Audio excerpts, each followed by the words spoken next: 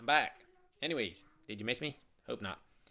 Okay, so we're talking about families and family structure because the Bible says to honor your father and mother and care for them when they're old and all of these things. And now we're in our modern day world where we're all extremely independent. We have our own households, our own income, our own savings, our own retirement. It's all self, self, self, self. This is how it is in our modern, Western, civilized, peaceful world. Wealthy, I might add. We don't feel wealthy maybe in our country, but worldwide, if you live in America, you're basically top 1%, pretty damn near. I mean, if you're making over, I think, was it 38,000 a year, you are top 1%. I know not all Americans make that. Anyways, worldwide, historically, we're an extremely wealthy country. And because of the wealth and because of the peace and because of modern technology, we are extremely independent. And this is not something that was seen in the ancient world. Households were more like a clan. You had typically, it wasn't usually shared. You had a patriarch. The leadership usually wasn't shared much. So you had one patriarch, and then you had maybe he had some brothers that he was also in he was lord over, kind of. And then you would have his children and all the servants, and these households could be huge. Some households were small, some were more wealthy, and they were really big, and they had everything. You know, the households were almost kind of a contained unit. They would raise their own crops, and they would have different people in different parts of the household did different things, and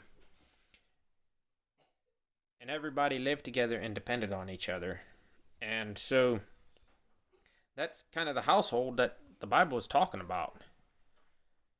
Someone taking care of his relatives and stuff.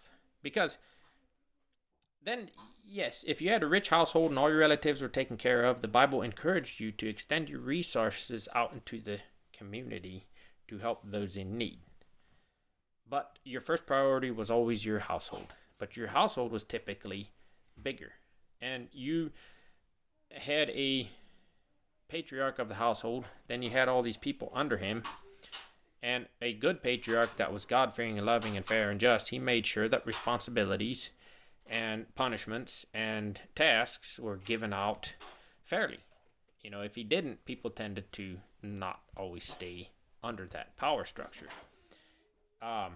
So when those older people got old, you had this whole unit. But see, the old person often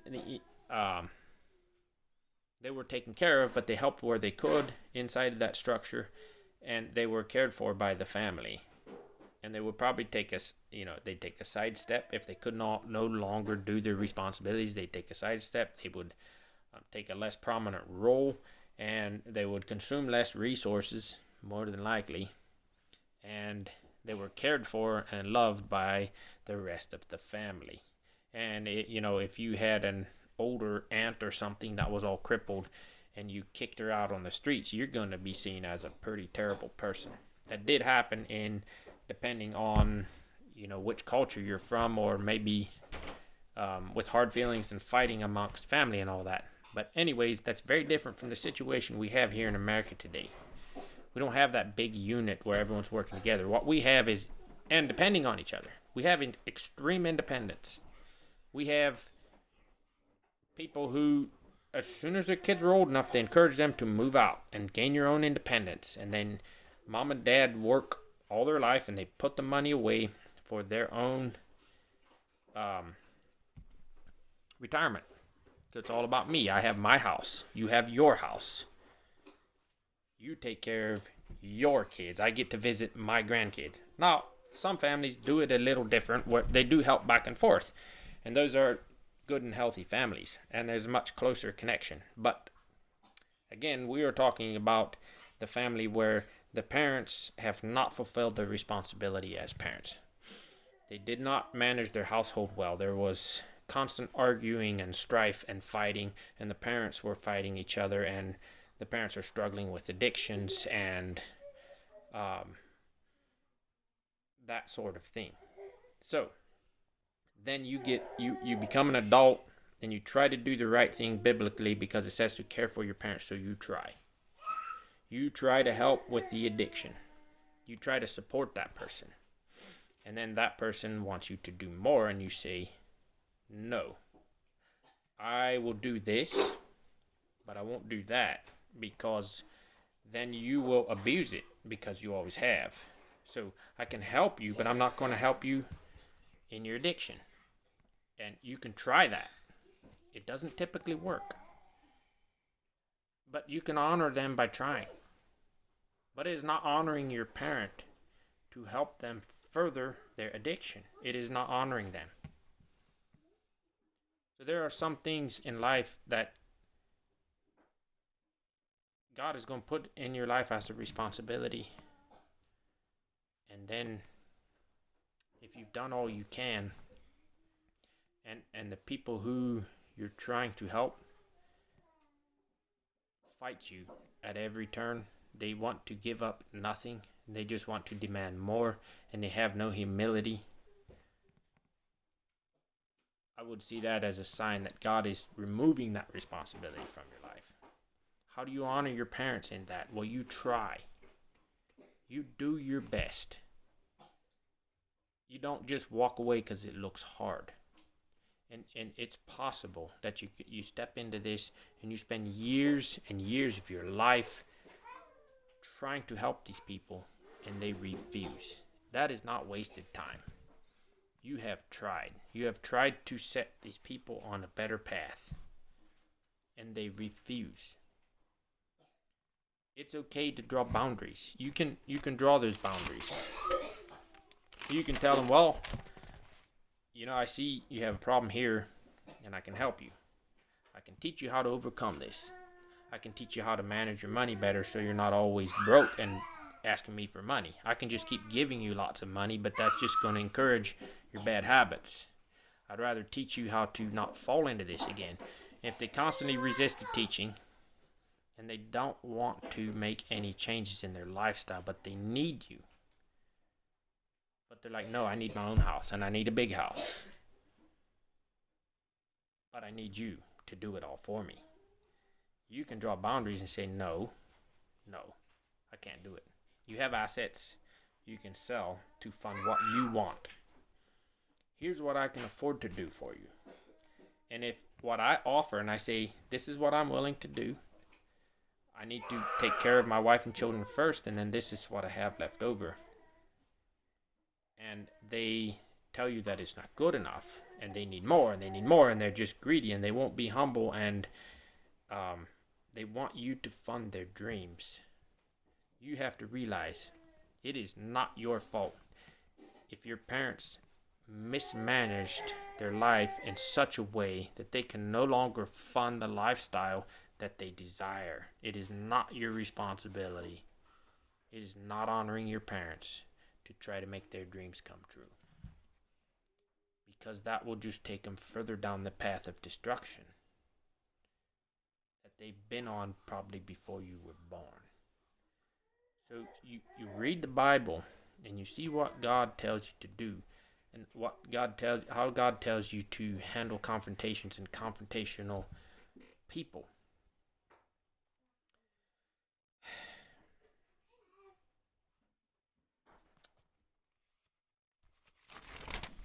Where did I write that down? I had something about confrontational people. What does the Bible say? In Matthew 18:15 through 17, it says, if your brother sins against you, go and tell him his fault between you and him alone. If he listens, you have gained a brother. If he doesn't listen, take 2 or more people as witnesses. If he refuses, take it to the church. If he refuses to listen to the church, treat him as a Gentile and a tax collector. Don't slander and be bitter or be angry. So, let's say in your relationship with your parents, in this dynamic where they are abusing your relationship. They're abusing your love, abusing your trust, and abusing your sense of honor and responsibility in ways to try and fulfill their desires. And you try to do what's right in those situations, and you go to the person and you try to talk with them, and they get angry and they don't want to hear you, and you try to recruit someone else to go and talk with you. Good luck on that one. Because most times you'll be on your own.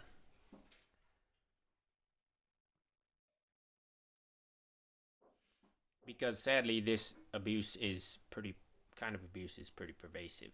And trying to find somebody who sees it your way is really hard.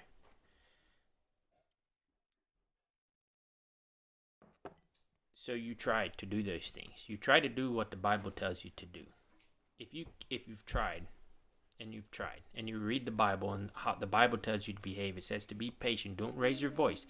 Let say you have a parent who just is coming at you and trying to pick a fight. They're saying things, nasty things, they're trying to pick a fight. They're claiming that you hate them and all these things. You can honor them by not fighting back. Don't say stay calm always, but it is okay to say no. I don't believe that. It's okay to push back, but not in a confrontational way. And you let all the confrontation come from them so that you are honoring them by not treating them roughly. But you try to be gentle. You try to say it in a way where you are not saying mean things back. You're not saying you did this and you did that. You don't do that. You just don't let yourself go down that road. Let them shout. Let them scream. Do not let it change who you are and who you know you're meant to be. That's how you honor them. If you turn it into a screaming match where you're both screaming insults back and forth and things such as this, and you do to your parent what they're doing to you, you are dishonoring them. Yes, they're doing it to you, but the Bible says do not do that. So you make sure you're not doing it. Do not return favor for favor. You do your best. You do not have to obey your parents. And if a person is if you have tried it according to what the Bible says, and you have tried your best, your level best, to help them with their struggles, and they absolutely refuse to change anything, and they just keep demanding more, they don't have any humbleness, they don't respect what you've done for them,